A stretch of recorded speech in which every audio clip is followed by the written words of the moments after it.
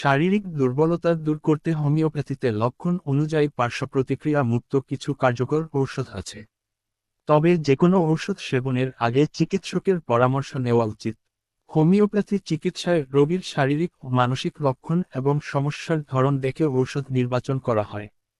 সতর্কতা: ঔষধের শক্তি, মাত্রা, খাওয়ার নিয়ম এবং ভালো ঔষধ পেতে অবশ্যই অভিজ্ঞ রেজিস্টার্ড হোমিওপ্যাথিক চিকিৎসকের পরামর্শ নিয়ে ঔষধ সেবন করবেন। দুর্বলতার লক্ষণ এবং ধরন অনুযায়ী কয়েকটি গুরুত্বপূর্ণ ঔষধ। আলফালফা একটি অত্যন্ত কার্যকরী পুষ্টিবর্ধক ও টনিক জাতীয় ঔষধ।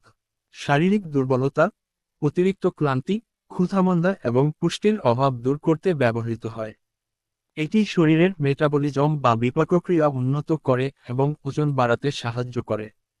চায়না অফিসিয়ালিস অতিরিক্ত তরল পদার্থ বা রক্তক্ষরণ, যেমন ডায়রিয়া, জ্বর বা অতিরিক্ত ঘাম হওয়ার ফলে শরীর দুর্বল হয়ে গেলে এটি খুব ভালো কাজ করে। আর্সেনিকাম অ্যালবাম সামান্য পরিশ্রমে অতিরিক্ত ক্লান্তি, দুশ্চিন্তা এবং শরীর ভেঙে পড়ার উপক্রম হলে এটির সেবন করা হয়।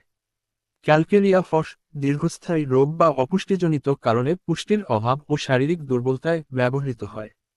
অ্যাসিড ফস অতিরিক্ত মানসিক পরিশ্রম, শোক বা শারীরিক শক্তি ক্ষয়ের ফলে স্নায়বিক দুর্বলতা দেখা দিলে এটি ভালো ফল দেয়।